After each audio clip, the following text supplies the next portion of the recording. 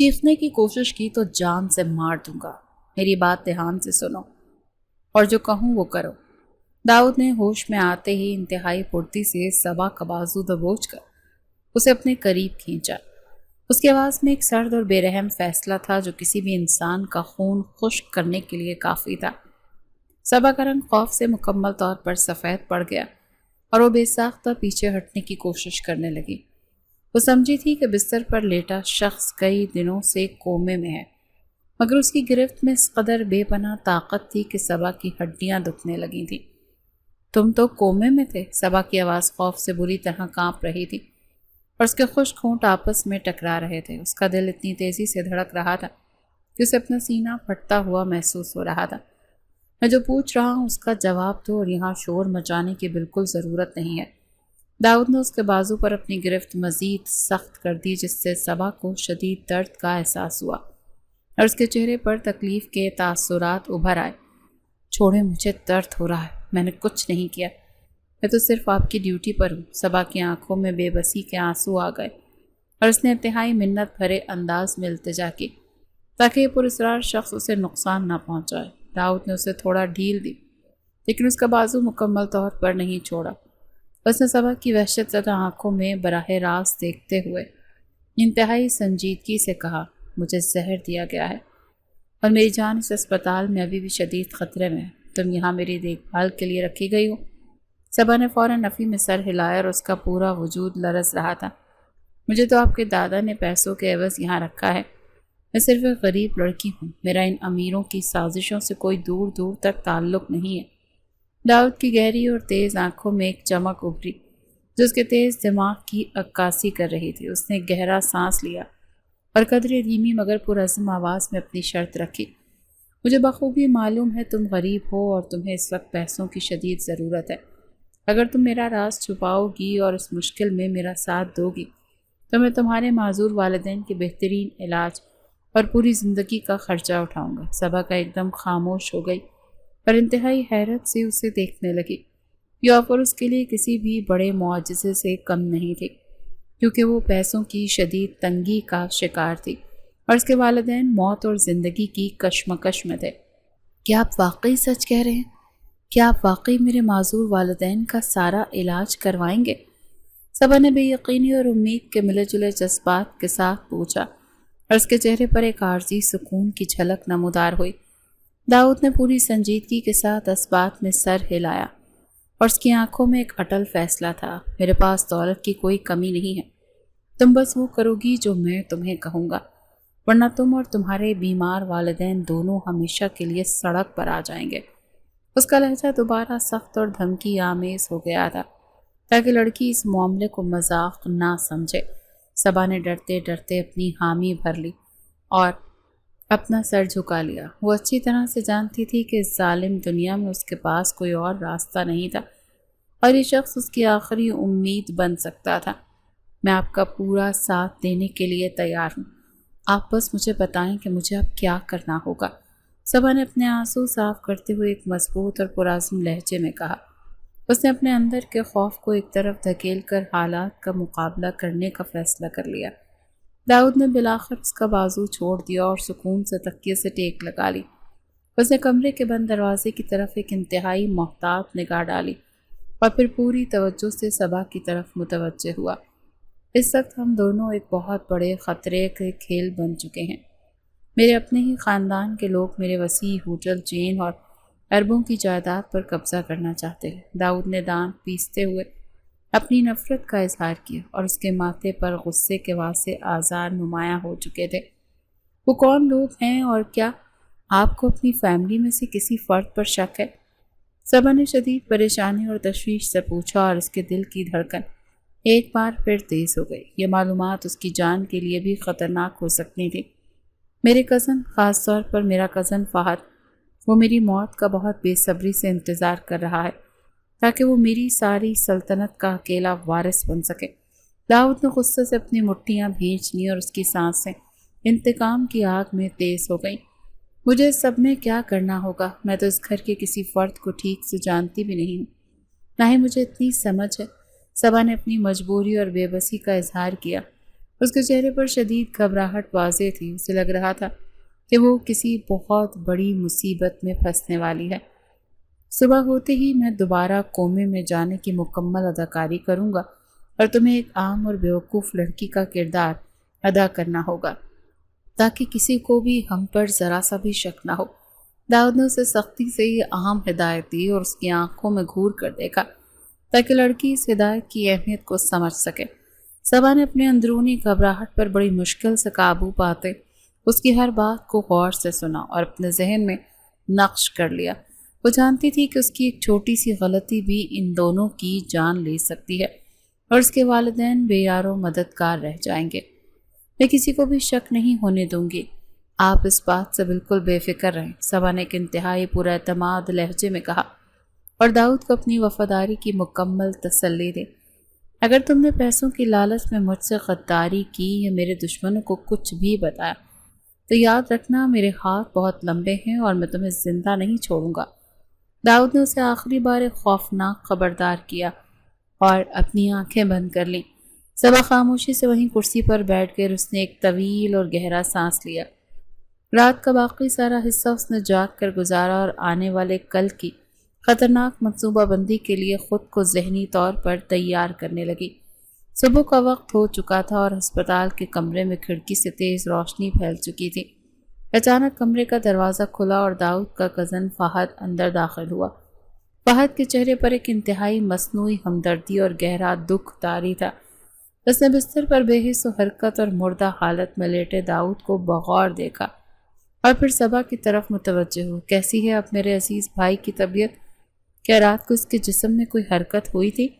فہد نے انتہائی دکھی اور بھاری لہجے میں پوچھا، لیکن اس کی چالاک آنکھوں میں ایک عجیب سی چمک تھی جو اس کے سچے ہونے کی نفی کر رہی تھی۔ صبا نے فوراً اپنی نظریں جھکا لیں اور اپنے دوپٹے کے پلو کو انگلیوں میں الجھاتے ہوئے انتہائی معصومیت سے جواب دیا، نہیں صاحب، مریض کی حالت میں کوئی بھی بہتری نہیں آئی، وہ رات بھر ویسے ہی بے ہوش پڑے رہے ہیں جیسے کل تھے۔ ڈاکٹرز اس بارے میں کیا کہہ رہے ہیں؟ کب تک ہوش آئے گا اسے؟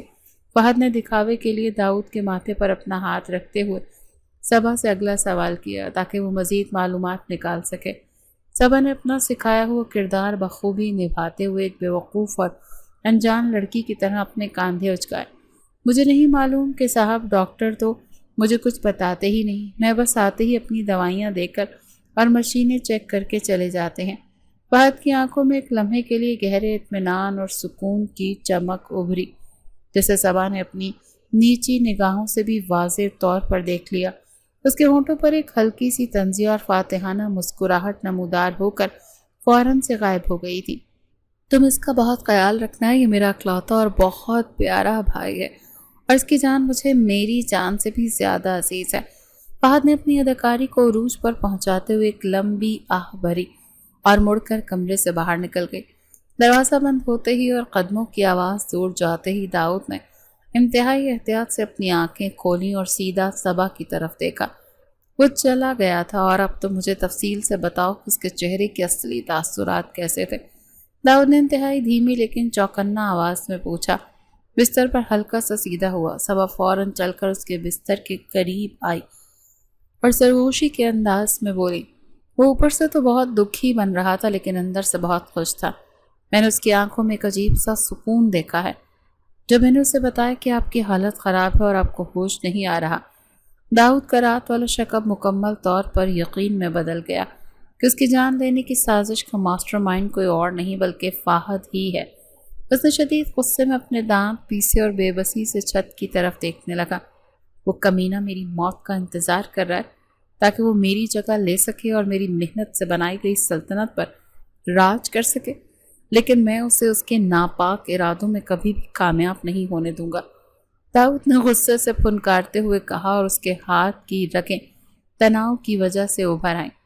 میں پوری طرح آپ کے ساتھ ہوں، آپ جو منصوبہ بنائیں گے میں اس پر عمل کروں گی اور ہم اسے بے نقاب کریں گے۔ صبا نے اسے مکمل یقین دہانی کروائی اور محتاط انداز میں کمرے کے بند دروازے پر اپنی نظر رکھی تاکہ کوئی اچانک سے اندر نہ آ جائے۔ رات کا گھوپ اندھیرا چھا چکا تھا اور اسپتال کا عملہ بہت کم ہو چکا تھا۔ پورے وارڈ میں ایک پراسرار اور مکمل خاموشی چھائی ہوئی تھی۔ داؤد نے ایک بار پھر احتیاط سے آنکھیں کھولیں اور ارد گرد کا بغور جائزہ لیا۔ اس نے صبا کو ہاتھ کے اشارے سے اپنے قریب بلایا۔ اپنا موبائل فون فوراً مجھے دو، مجھے ایک بہت ضروری اور اہم کام کرنا ہے۔ داؤد نے اپنا ہاتھ صبا کی طرف بڑھاتے ہوئے سرگوشی میں کہا۔ صبا نے بغیر کسی ہچکچاہٹ کے فوراً اپنی جیب سے اپنا پرانا اور سستا فون نکالا اور اس کے حوالے کر دیا۔ اس فون کی اسکرین تھوڑی سی ٹوٹی ہوئی تھی لیکن وہ استعمال کے قابل تھا۔ داؤد نے فون مضبوطی سے پکڑا اور تیزی سے نمبر ڈائل کرنے کے بجائے ایک خفیہ میسج ٹائپ کرنے لگا۔ اس کی انگلیاں انتہائی تیزی اور مہارت سے فون کے کی بورڈ پر حرکت کر رہی تھی۔ آپ اس وقت کسے میسج کر رہے ہیں؟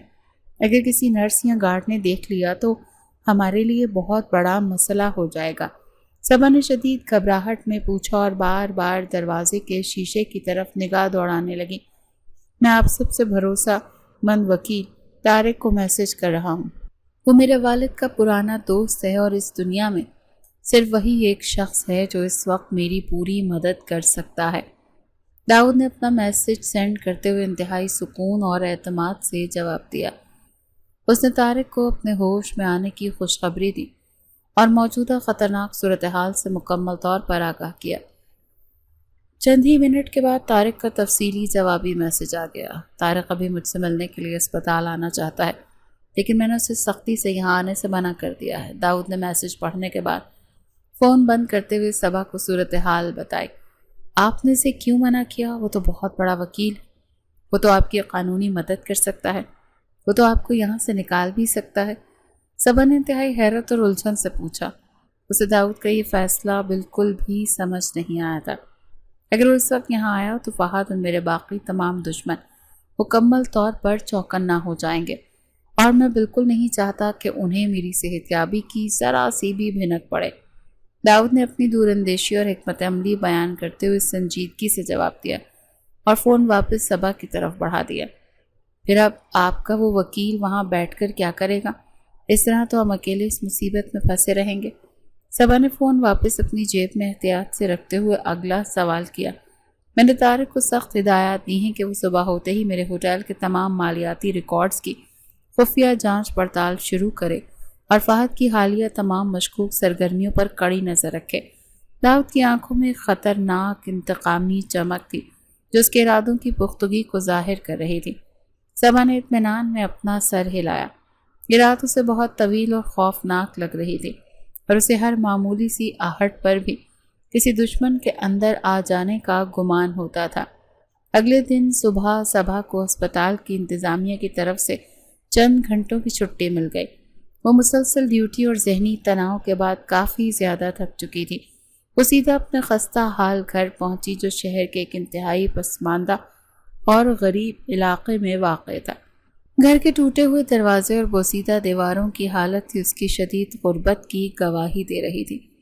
صبا جیسے ہی اندر داخل ہوئی تو اس کے معذور اور بوڑھے والدین اس کا بے صبری سے انتظار کر رہے تھے۔ اس کی ماں ایک پرانی ویل چیئر پر بیٹھی تھی اور باپ ایک ٹوٹی ہوئی چارپائی پر لیٹا بری طرح سے کھانس رہا تھا۔ میری بچی واپس آ گئی، کیسی ہے تو؟ اور تیرا وہ ہسپتال کا کام کیسا چل رہا ہے؟ کوئی تکلیف تو نہیں ہے نا تجھے؟ صبا کی ماں نے اسے دیکھتے ہی خوشی سے پوچھا اور اپنے انتہائی کمزور اور لرزتے ہوئے ہاتھ اس کی طرف بڑھائے۔ میں بالکل ٹھیک ہوں ماں، میرا کام بھی بہت اچھا چل رہا ہے۔ آپ دونوں لوگ بتائیں آپ کی طبیعت کیسی ہے آج؟ صبا نے آگے بڑھ کر محبت سے اپنی ماں کے ہاتھ چومے اور اپنی تمام تر ذہنی جسمانی تھکاوٹ چھپانے کی بھرپور کوشش کی۔ گھر کی انتہائی بری حالت اور اپنے والدین کی یہ شدید بے بسی دیکھ کر صبا کے ارادے مزید پختہ اور چٹان کی طرح مضبوط ہو گئے۔ گھر کے کچن میں راشن بالکل ختم ہو چکا تھا۔ اس کے باپ کی دوائیوں کی بھی فوری اور شدید ضرورت تھی۔ بیٹا ہم تو بس اپنی زندگی کے آخری دن پورے کر رہے ہیں، تو اپنے لیے کوئی اچھا سا راستہ چن لے اور ہماری فکر چھوڑ دے۔ اس کے باپ نے مسلسل کھانستے ہوئے انتہائی دکھ اور مایوسی سے کہا۔ اس کی آنکھوں میں اپنی بیٹی کے مستقبل کی فکر تھی۔ ایسی مایوسی کی باتیں نہ کریں ابا، میں سب کچھ بالکل ٹھیک کر دوں گی۔ مجھے زندگی میں ایک بہت بڑا موقع ملا ہے۔ صبا نے آگے بڑھ کر اپنے باپ کا کھردرا ہاتھ پکڑا اور اسے تسلی دی۔ اس کی آنکھوں میں ایک نیا عزم اور جینے کی رمق تھی۔ اسے اس لمحے شدت سے احساس ہوا کہ داؤد کی مدد کرنا اور اس کا راز چھپانا اب صرف ایک معاہدہ نہیں رہا تھا، بلکہ اس کے اپنے خاندان کی بقا اور زندگی کا واحد راستہ بن چکا تھا۔ اگر وہ داؤد کا اس جنگ میں پوری ایمانداری سے ساتھ دے گی تو اس کے والدین کو ایک شاندار اور نئی زندگی مل سکتی ہے۔ بہت جلدی ہی ہمارے یہ برے دن بدلنے والے ہیں۔ میں آپ دونوں کا مکمل علاج شہر کے ایک بہت بڑے ہسپتال میں شروع کرواؤں گی، جہاں بہترین ڈاکٹرز ہوں گے۔ صبا نے اپنے چہرے پر ایک بڑی سی مسکراہٹ سجا کر اپنے والدین کو یقین دلایا اور ان کے دل میں امید جگائی۔ اللہ تجھے ہمیشہ خوش رکھے میری محنتی بچی، تو ہمارے لیے دن رات بہت محنت کر رہی ہے، خدا تجھے اس کا صلہ دے گا۔ ماں نے خوشی اور جذبات سے روتے ہوئے اسے ڈھیروں دعائیں دیں اور اپنے دوپٹے سے آنسو صاف کیے۔ یہ مختصر سا وقت جو اس نے اپنے گھر میں اپنے والدین کے ساتھ گزارا، اس نے صبا کو ذہنی اور جذباتی طور پر مزید مضبوط اور بے خوف کر دیا تھا۔ وہ اب داؤد کی خاطر کسی بھی بڑے سے بڑے خطرے کا سامنا کرنے کے لیے پوری طرح سے تیار تھی۔ اس نے جلدی سے گھر کے کچھ ضروری کام سمیٹے، اپنے باپ کو پانی پلایا اور واپسی اسی خطرناک ہسپتال کی جانب جانے کے لیے تیار ہو گئی۔ اس کی زندگی کی منزل صرف داؤد کو موت سے بچانا اور اس کے ظالم کزنز کی سازش کو دنیا کے سامنے بے نقاب کرنا تھا۔ وہ جانتی تھی کہ یہ راستہ کانٹوں سے بھرا ہے، لیکن اس کی منزل بہت خوبصورت تھی۔ رات کے پچھلے پہر ہسپتال کی راہداریاں سنسان ہو چکی تھیں اور وارڈ میں ایک عجیب سی خاموشی کا راج تھا۔ صبا اپنی ڈیوٹی پر مستعد بیٹھی تھی، لیکن اس کی آنکھیں تھکاوٹ سے بوجھل ہو رہی تھی۔ اچانک دروازے کا ہینڈل انتہائی آہستگی سے گھوما اور ایک نامعلوم نرس کمرے میں داخل ہوئی۔ اس کے چہرے پر ماسک تھا، ہاتھ میں ایک انجیکشن چمک رہا تھا۔ وہ سیدھی داؤد کی ڈرپ کی طرف بڑھی۔ یہ آپ کیا کر رہی ہیں؟ اس وقت یہ کیسے انجیکشن لگا رہی ہیں آپ؟ صبا نے تیزی سے آگے بڑھ کر نرس کا ہاتھ پکڑ لیا اور اس کی آنکھوں میں شدید شک اور غصہ تھا۔ یہ ایک بہت ضروری دوا ہے جو ڈاکٹر صاحب نے خاص طور پر لکھ کر دی ہے، تم بیچ میں مت بولو۔ نرس ایک دم گھبرا گئی، اس نے اپنا ہاتھ چھڑوانے کی کوشش کرتے ہوئے ماسک کے پیچھے سے کانپتی ہوئی آواز میں کہا، ڈاکٹر صاحب نے تو اس وقت کوئی بھی دوا تجویز نہیں کی، میں نے خود ان کا چارٹ پڑھا ہے۔ صبا نے سختی سے نرس کا راستہ روکا اور اس کی آواز میں ایک کھلی وارننگ چھپی ہوئی تھی۔ تمہیں زیادہ پتہ ہے یا مجھے؟ تم بس ایک ملازمہ ہو، اپنا کام کرو اور مجھے میرا کام کرنے دو۔ نرس نے غصے سے اسے دھکا دینے کی کوشش کی تاکہ وہ جلدی سے اپنا کام ختم کر سکے۔ اگر آپ نے ایک قدم بھی آگے بڑھا تو میں ابھی ڈیوٹی ڈاکٹر کو بلاتی ہوں اور سیکیورٹی کو بھی الارم کرتی ہوں۔ صبا نے انتہائی اونچی آواز میں دھمکی دی اور دروازے کی طرف قدم بڑھایا۔ یہ سنتے ہی نرس کے ہوش اڑ گئے اور وہ انجیکشن وہیں میز پر چھوڑ کر تیزی سے کمرے سے بھاگ گئی۔ داؤد نے جو یہ سب سن رہا تھا فوراً اپنی آنکھیں کھولیں۔ تم نے بہت بہادری کا مظاہرہ کیا ہے صبا، اگر تم نہ ہوتی تو آج میرا بچنا ناممکن تھا۔ داؤد نے گہرا سانس لیتے ہوئے صبا کی طرف دیکھا۔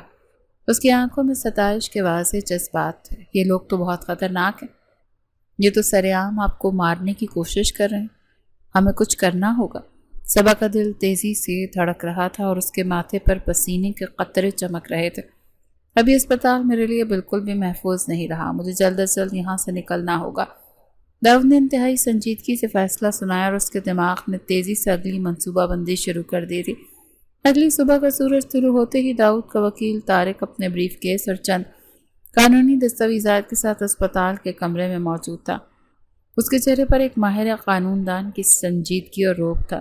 فہد بھی خبر سنتے ہی وہاں پہنچ چکا تھا اور اس کے ماتھے پر غصے کی لکیریں واضح تھیں۔ آپ لوگ میرے بھائی کو اس حالت میں گھر کیسے لے جا سکتے ہیں؟ اس کا علاج تو صرف اسپتال میں ہی ممکن ہے۔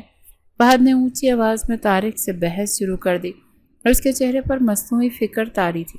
داؤد کے قانونی وارث اور اس کے وکیل کی حیثیت سے میرے پاس یہ اختیار ہے کہ میں اس کی بہتری کے لیے فیصلہ کروں۔ طارق نے انتہائی پرسکون اور کاٹ دار لہجے میں جواب دیا اور فہد کو ایک فائل تھما دی۔ گھر پر اس کی دیکھ بھال کون کرے گا؟ وہاں تو کوئی طبی سہولیات موجود نہیں، یہ تو سراسر پاگل پن ہے۔ فہد نے فائل کو ہاتھ میں دباتے ہوئے جھنجھلاہٹ کا شکار ہو کر چیخنے کی کوشش کی۔ ہم نے گھر پر پورا ICU سیٹ اپ لگوا لیا ہے اور یہ لڑکی صبا یہ ہر وقت اس کی دیکھ بھال کے لیے وہاں موجود رہے گی۔ طارق نے صبا کی طرف اشارہ کیا جو سر جھکائے ایک کونے میں کھڑی ان کی باتیں سن رہی تھی۔ اس دوکڑی کی لڑکی پر ہم نے اپنے بھائی کی جان کا بھروسہ نہیں کر سکتے۔ میں اس فیصلے کو نہیں مانتا۔ فہد نے صبا کو حقارت سے دیکھا اور اس کی آنکھوں میں ایک چھپی ہوئی نفرت تھی۔ آپ کا ماننا یا نہ ماننا قانون کے سامنے کوئی اہمیت نہیں رکھتا۔ ایمبولینس نیچے تیار کھڑی ہے۔ طارق نے انتہائی سختی سے بات ختم کی اور عملے کو داؤد کو شفٹ کرنے کا اشارہ کیا۔ داؤد کو اسٹریچر پر لٹا کر ایمبولینس تک لایا گیا۔ صبا نے اپنا مختصر سا سامان سمیٹا اور ایمبولینس میں داؤد کے ساتھ بیٹھ گئی۔ فہد باہر کھڑا غصے سے دانت پیس کر رہ گیا تھا کیونکہ اس کا ایک اور منصوبہ ناکام ہو چکا تھا۔ داؤد کی شاندار اور پرتعیش حویلی میں ان کی آمد ہوئی۔ پورے گھر میں ایک عجیب سی خاموشی اور تناؤ سا بکھرا ہوا تھا۔ داؤد کو احتیاط سے ویل چیئر پر بٹھا کر اس کے شاندار اور وسیع بیڈ روم میں لایا گیا۔ گھر کے تمام نوکر رشتہ دار اسے دیکھنے کے لیے جمع ہو چکے تھے۔ صبا نے محسوس کیا کہ ہر شخص کی آنکھوں میں ایک ہی سوال گردش کر رہا تھا کہ داؤد کی سانسیں کب ٹوٹیں گی؟ تمہاری ڈیوٹی صرف اس کمرے تک محدود ہے۔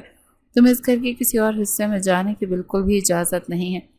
فہد نے سب کے جانے کے بعد صبا کو دروازے پر روکا اور انتہائی زہریلے لہجے میں اسے وارننگ دی۔ جی صاحب، میں بالکل ویسا ہی کروں گی جیسا آپ کہہ رہے ہیں۔ میں کمرے سے باہر نہیں نکلوں گی۔ صبا نے ڈرتے ہوئے سر ہلا کر اطاعت کا اظہار کیا۔ وہ اندر سے جانتی تھی کہ اصل جنگ تو اب اس حویلی کی دیواروں کے اندر شروع ہوئی ہے۔ اگر تم نے کوئی ہوشیاری دکھانے کی کوشش کی نا تو یاد رکھنا تم دوبارہ اپنے گھر والوں کی شکل بھی نہیں دیکھ پاؤ گی۔ فہد نے انگلی اٹھا کر اسے آخری دھمکی دی اور دروازہ سختی سے بند کر کے چلا گیا۔ کمرے کا دروازہ بند ہونے اور مکمل خاموشی چھا جانے کے بعد داؤد اور صبا نے کمرے کا بغور جائزہ لینا شروع کیا۔ داؤد ویل چیئر پر بیٹھا اپنی تیز نگاہوں سے دیواروں اور چھتوں کا معائنہ کر رہا تھا۔ مجھے پورا یقین ہے فہد نے اس کمرے میں ہماری نگرانی کے لیے کوئی خفیہ کیمرہ ضرور لگوایا ہوگا۔ داؤد نے سرگوشی کے انداز میں صبا کو بتایا اور اس کے چہرے پر انتہائی سنجیدگی تھی۔ آپ مجھے بتائیں کہ مجھے کہاں تلاش کرنا چاہیے، میں ابھی ایک ایک کونا چیک کرتی ہوں۔ صبا نے مستعدی سے جواب دیا اور صفائی کے بہانے کمرے کی چیزوں کو ترتیب دینے لگی۔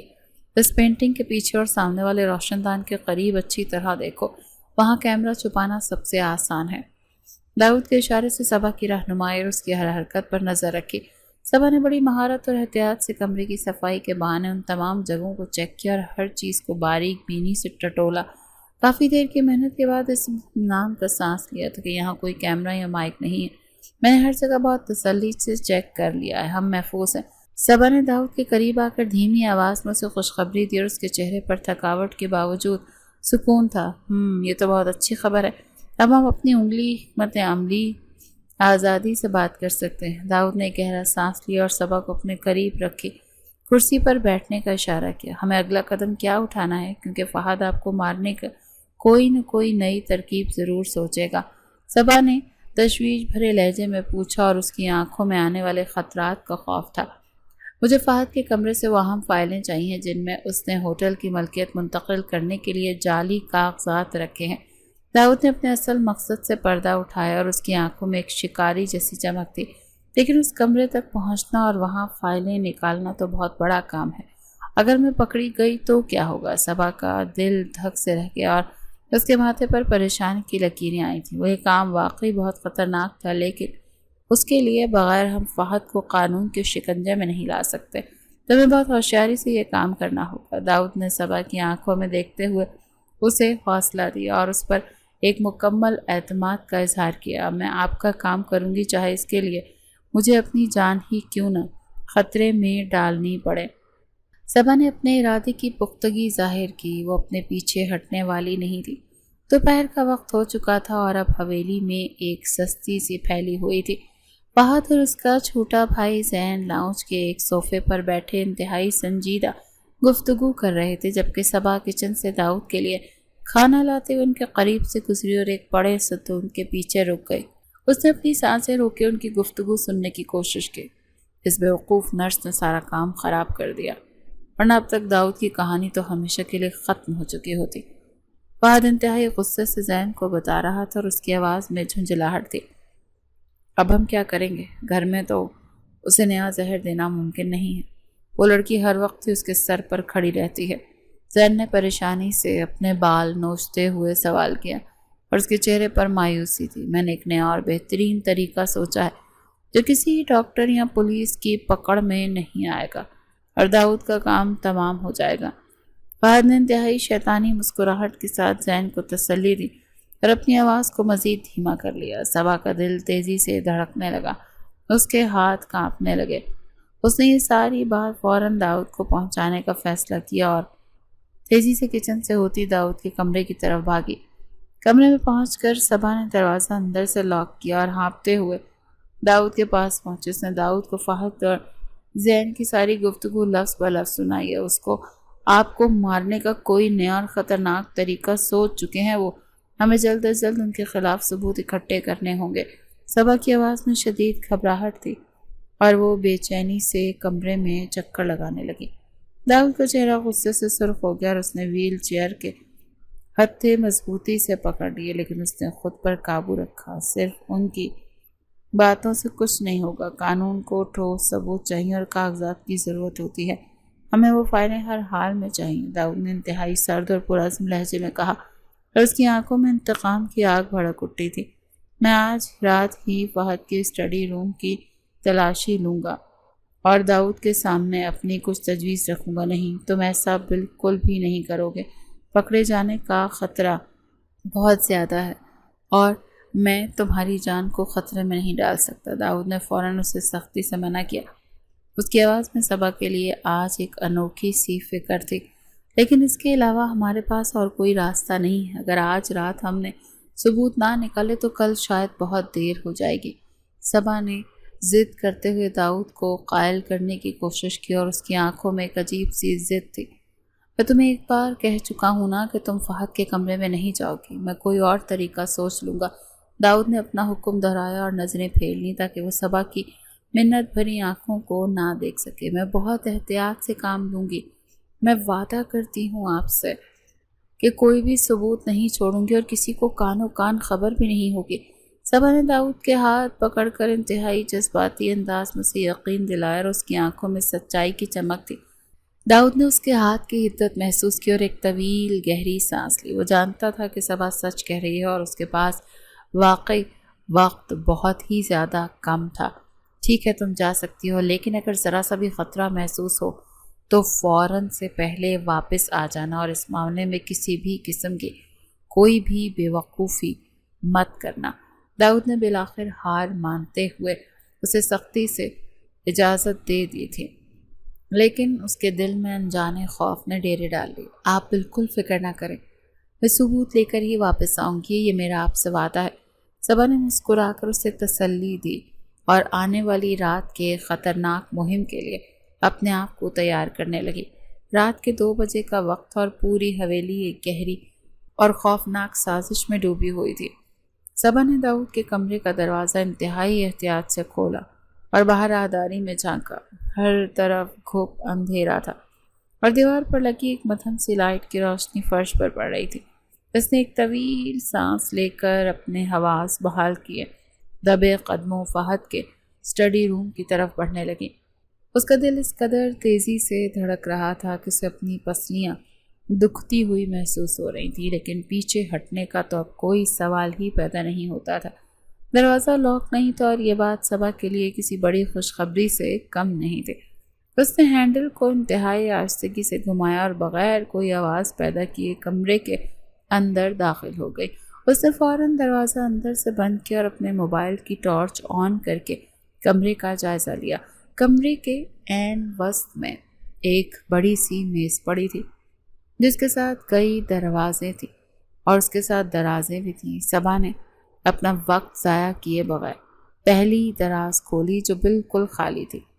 مجھے ہر صورت وہ فائل ڈھونڈنی ہے، ورنہ داؤد صاحب کو زندگی خطرے میں پڑ جائے گی اور میں یہ ہرگز نہیں ہونے دوں گی۔ صبا نے اپنے آپ سے انتہائی دھیمی سرگوشی میں بات کی اور اس کے چہرے پر ایک عزم اور بہادری کا رنگ نمایاں تھا جو اس کے ڈر پر حاوی ہو چکا تھا۔ دوسری اور تیسری دراز میں کچھ پرانے اخبارات اور بیکار رسیدیں پڑی تھیں۔ صبا کی پریشانی میں اضافہ ہونے لگا، لیکن جیسے ہی اس نے سب سے نچلے اور آخری دراز کھولی تو اس کی آنکھوں میں ایک دم سے چمک آ گئی تھی۔ وہاں ایک بھورے رنگ کی موٹی سی فائل موجود تھی۔ صبا نے کانپتے ہاتھوں سے اس فائل کو باہر نکالا اور میز پر رکھ کر اس کے صفحات پلٹنے لگے۔ یہ وہی دستاویزات تھیں جن کی انہیں تلاش تھی۔ ان کاغذات پر ہوٹل کی ملکیت فہد کے نام منتقل کرنے کی تفصیل لکھی ہوئی تھی اور سب سے نیچے داؤد کے جعلی دستخط موجود تھے۔ کہ کتنے گرے ہوئے لوگ ہیں، اپنے ہی سگے بھائی کی موت کا سودا کر کے اس کی ساری دولت کو ہڑپنا چاہتے ہیں۔ صبا کے چہرے پر شدید نفرت اور غصے کے تاثرات ابھر آئے تھے اور اس نے دانت پیستے ہوئے یہ الفاظ ادا کیے تاکہ اس کا غصہ کم ہو سکے۔ اس نے جلدی سے اپنے موبائل کا کیمرہ آن کیا اور ان تمام اہم کاغذات کی انتہائی واضح اور صاف تصویریں اپنے فون میں محفوظ کرنا شروع کر دیں۔ اس کے ہاتھ مسلسل کانپ رہے تھے لیکن اس نے کیمرے کا فوکس خراب نہیں ہونے دیا۔ تمام تصویریں لینے کے بعد اس نے فائل کو بالکل ایک ترتیب اور حالت میں واپس اس دراز میں رکھ دیا تاکہ فہد کو ذرا سا بھی شک نہ گزرے کہ کسی اور نے اس کی عام دستاویزات کو ہاتھ بھی لگایا ہے۔ اب مجھے یہاں سے فوراً نکلنا چاہیے اس سے پہلے کہ کوئی جاگ جائے اور میری ساری محنت پر پانی پھر جائے۔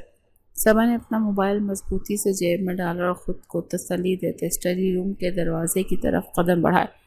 اس نے دروازہ کھولا اور باہر راہداری میں قدم رکھا ہی تھا کہ اسے اپنے بالکل قریب کسی کے قدموں کی آہٹ سنائی دی تو صبا کا خون جیسے رگوں میں جم گیا۔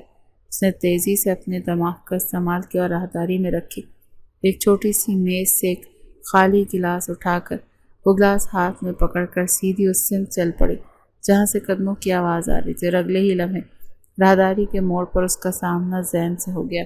زین کی آنکھوں میں نیند تھی اور وہ پانی پینے کے لیے کچن کی طرف جا رہا تھا۔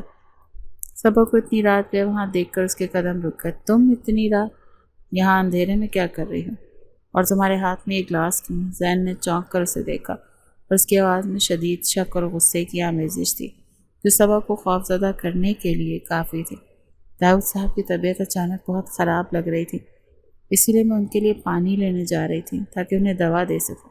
صبا نے انتہائی پرسکون اور معصوم لہجے میں جواب دیا جبکہ اندر سے اس کا دل بری طرح سے دھڑک رہا تھا۔ اس کی ٹانگیں کانپ رہی تھیں۔ تمہاری ہمت کیسے ہوئی اس وقت کمرے سے باہر نکلنے کی؟ تمہیں سختی سے منع کیا گیا تھا نا کہ تم داؤد کے کمرے سے باہر قدم بھی نہیں رکھو گی۔ زین نے غصے سے آگے بڑھ کر اسے دھمکی دی اور اس کی آنکھوں میں ایک حقارت بھری چمک تھی جیسے وہ کسی کیڑے مکوڑے سے بات کر رہا۔ مجھے معاف کر دیں صاحب، لیکن ان کی حالت دیکھ کر مجھے گھبراہٹ ہو گئی تھی۔ میں اپنا پانی لے کر واپس اپنے کمرے میں چلی جاؤں گی۔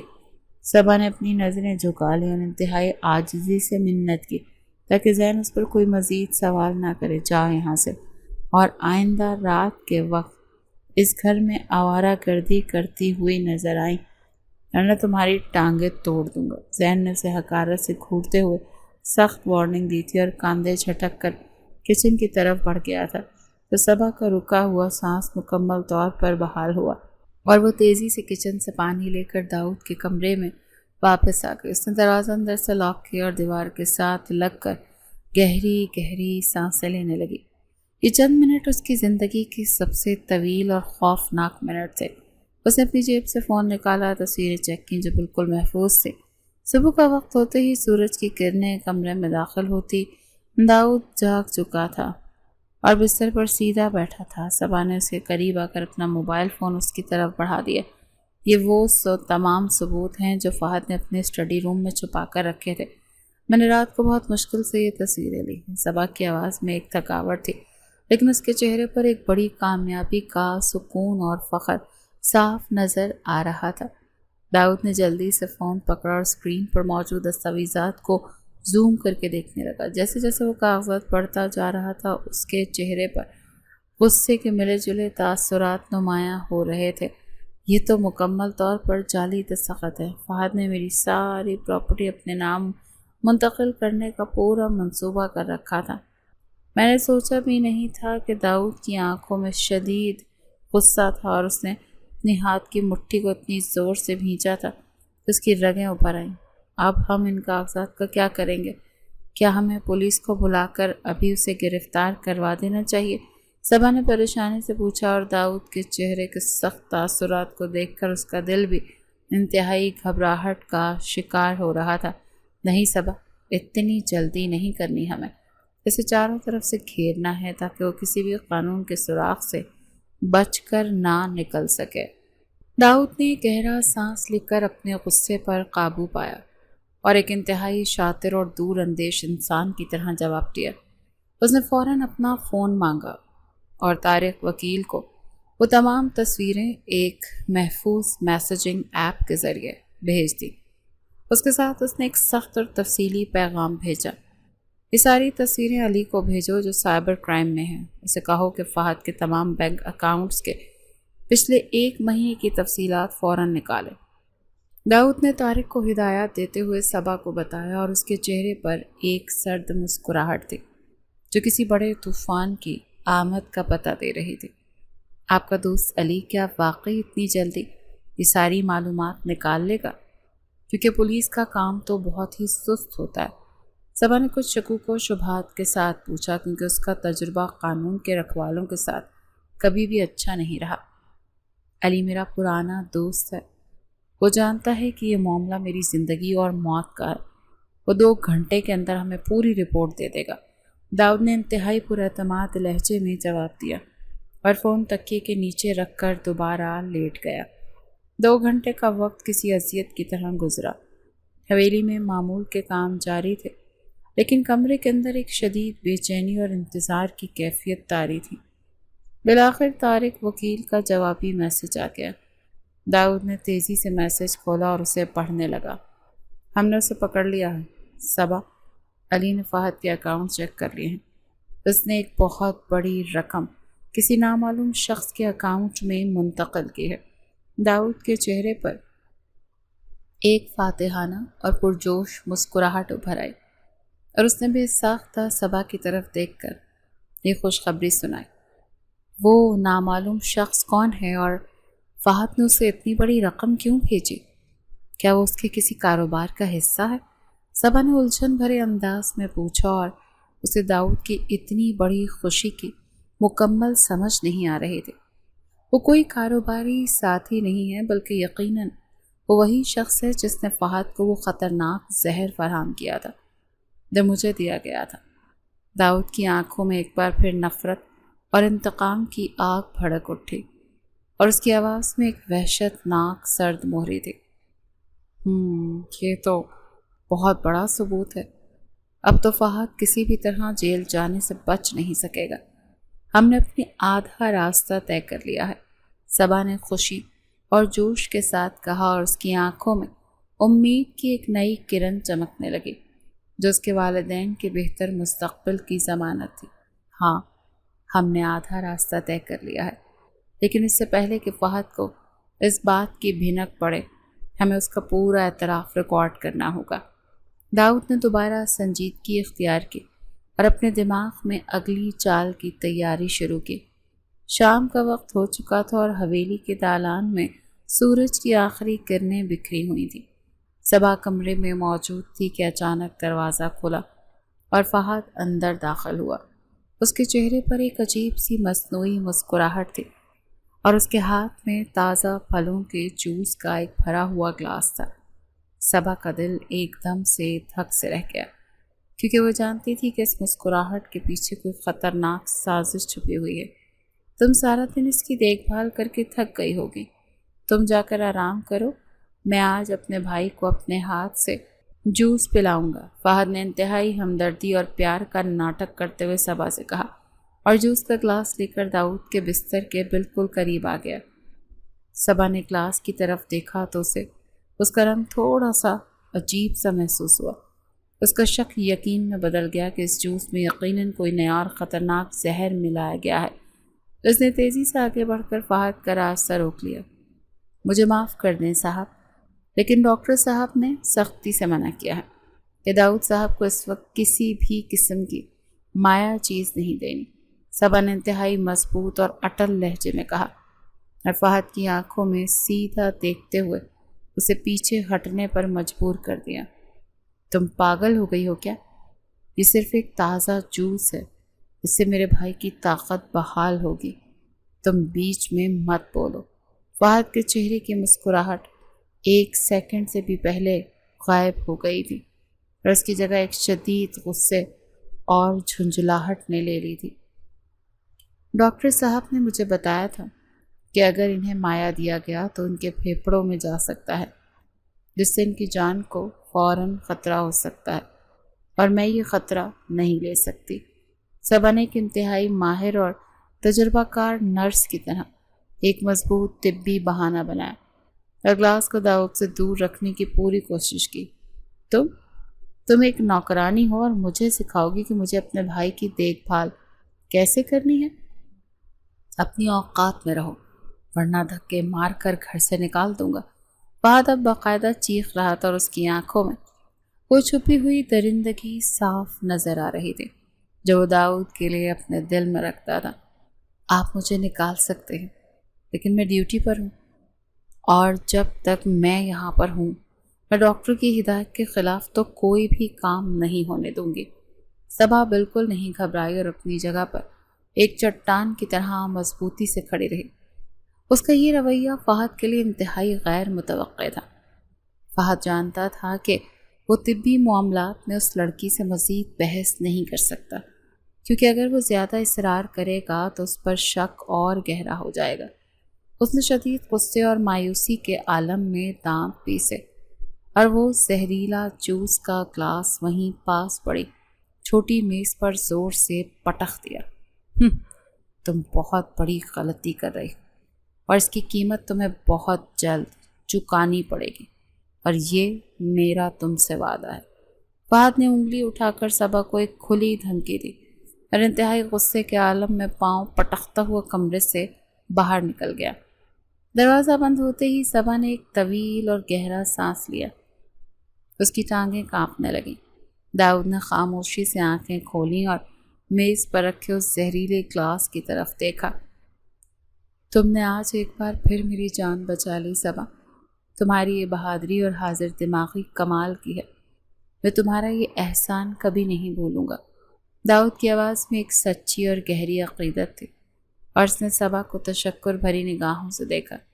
یہ میرا فرض تھا داؤد صاحب، اور میں نے آپ سے وعدہ کیا ہے کہ میں آخری دم تک اس جنگ میں آپ کا پورا ساتھ دوں گی۔ صبا نے اپنی گھبراہٹ پر قابو پاتے ہوئے مسکرا کر جواب دیا اور جوس کا گلاس اٹھا کر اسے فوراً واش روم میں بہا دیا تاکہ کوئی اور خطرہ باقی نہ رہے۔ ہمارے پاس اب بہت کم وقت بچا ہے۔ فہد کے صبر کا پیمانہ لبریز ہو چکا۔ وہ آج رات کوئی نہ کوئی بڑی غلطی ضرور کرے گا جس کا ہمیں فائدہ اٹھانا ہے۔ داؤد نے انتہائی سنجیدگی سے اگلی حکمت عملی پر غور کرتے ہوئے کہا۔ اس کے دماغ میں اپنے دشمن کو مکمل طور پر تباہ کرنے کا آخری نقشہ بھی پوری طرح سے تیار ہو چکا تھا۔ رات کی تاریکی اور شدید خاموشی کا فائدہ اٹھاتے ہوئے صبا نے داؤد کی اگلی اور سب سے اہم ہدایات پر عمل کرنے کی ٹھان لی۔ طارق وکیل نے ہسپتال کے ایک پرانے ملازم کے ذریعے انتہائی ہوشیاری سے ایک چھوٹی سی جدید ترین ریکارڈنگ ڈیوائس ان تک پہنچا دی تھی۔ صبا نے دبے قدموں چلتے ہوئے اسے فہد کے کمرے کے دروازے کے بالکل قریب رکھے ایک بڑے گلدان کے پیچھے چھپا دیا تھا۔ رات کے پچھلے پہر فہد اپنے کمرے میں اسی شخص سے فون پر بات کر رہا تھا جس نے اسے زہر سپلائی کیا تھا۔ فہد کی آواز میں شدید بے چینی اور غصہ نمایاں تھا جو باہر راہداری تک سنائی دے رہا تھا۔ یہ کیسا 2 کوڑی کا زہر دیا ہے تم نے؟ وہ ابھی تک زندہ سانس لے رہا ہے۔ تم نے تو کہا تھا کہ 2 دن میں سارا کھیل ختم ہو جائے گا۔ فہد نے غصے سے چلتے ہوئے فون پر موجود شخص کو سخت جھاڑ پلائی اور اس کے چہرے پر مایوسی اور طیش کے ملے جلے تاثرات آئے۔ صاحب، آپ کو گھبرانے کی بالکل بھی کوئی ضرورت نہیں۔ میں نے پہلے ہی بتایا تھا کہ ایک سست رفتار زہر ہے جو ایک دم سے جان نہیں لے سکتا۔ دوسری طرف موجود شخص نے انتہائی پرسکون اور اطمینان بھرے لہجے میں فہد کو تسلی دی اور اسے اپنی صفائی پیش کی۔ جو تمہاری ان بیکار کی دلیلوں میں کوئی دلچسپی نہیں۔ مجھے جلد از جلد داؤد کی موت کی خبر چاہیے کیونکہ میری برداشت اب ختم ہو رہی۔ فہد نے دانت پیستے ہوئے اپنی بات مکمل کی اور فون غصے سے بیڈ پر پھینک دیا۔ فون کی دوسری جانب والے شخص نے یقیناً دلاسا دیا کہ یہ زہر آہستہ آہستہ داؤد کے اعضاء کو مکمل طور پر کام کرنے سے روک دے گا اور اس کا بچنا ناممکن ہے۔ یہ پوری خطرناک گفتگو اس چھوٹی سی ڈیوائس میں انتہائی آواز میں ریکارڈ ہو چکی تھی۔ صبح ساری رات جاگتی رہی اور صبح کی پہلی کرن نمودار ہوتے ہی اس نے انتہائی پھرتی سے وہ ڈیوائس گلدان کے پیچھے سے نکال لی اور سیدھی داؤد کے کمرے میں پہنچ گئی۔ داؤد نے جب وہ ڈیوائس ریکارڈنگ سنی تو اس کے سنجیدہ چہرے پر ایک فاتحانہ اور انتہائی شاطر مسکراہٹ ابھر آئی۔ اب ان کے پاس فہد کو تباہ کرنے کا ہر ہتھیار موجود تھا۔ ان کے پاس ہوٹل کی ملکیت کے جعلی کاغذات کی تصویریں، بینک کی تمام تفصیلات اور سب کچھ، سب سے بڑھ کر فہد کا اپنے جرم کا اعتراف۔ یہ ایک ناقابل تردید آڈیو تھی۔ کھیل اب مکمل طور پر داؤد کے مضبوط ہاتھ میں آ چکا تھا اور فہد کی ہار اس میں یقینی تھی۔ تم نے کمال کر دیا صبا، آج تمہاری بہادری اور عقل مندی نے میرے اس دشمن کو مکمل طور پر بے نقاب کر دیا ہے جس میں اپنا سگا بھائی سمجھتا تھا۔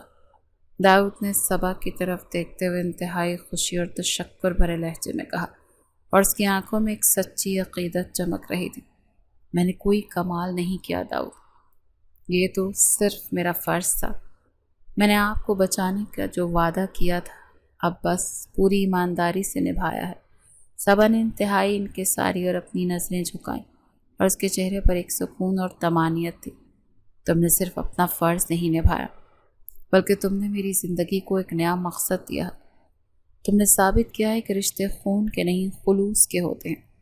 داؤد کی آواز میں ایک گہرا جذبہ تھا اور وہ صبا کی بے لوث قربانیوں کا تہ دل سے معترف ہو چکا تھا۔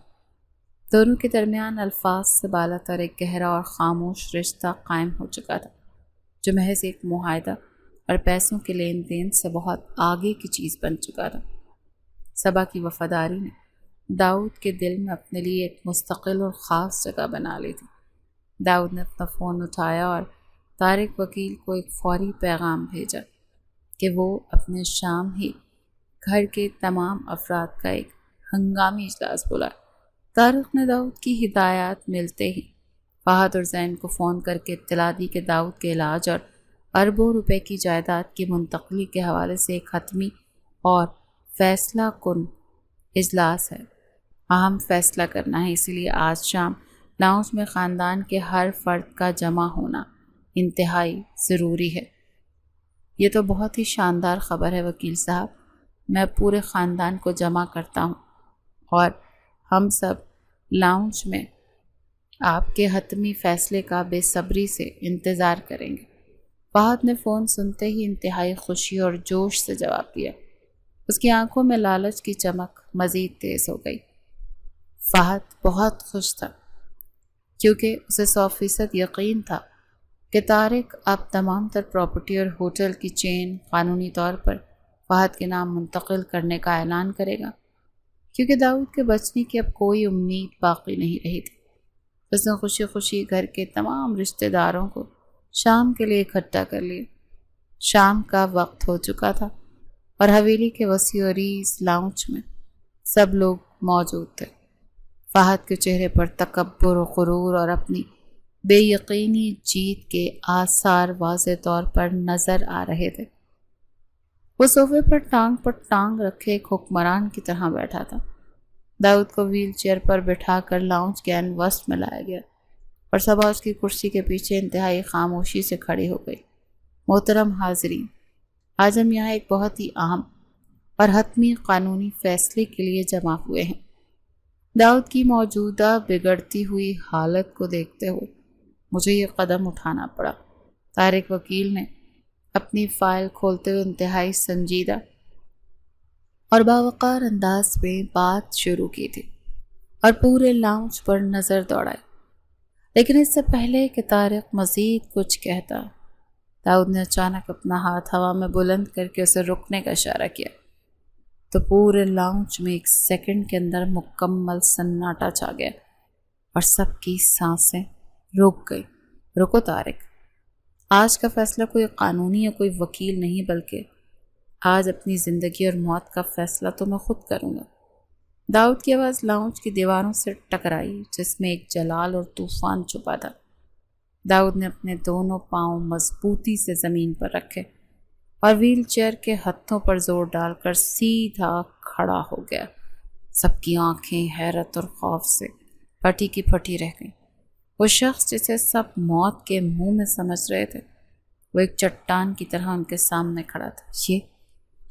یہ ناممکن ہے، تم اپنے پیروں پر کیسے کھڑے ہو سکتے؟ تو تم تو کومے میں تھے اور موت کے قریب تھے۔ فہد کی زبان تو بری طرح سے لڑکھڑا گئی۔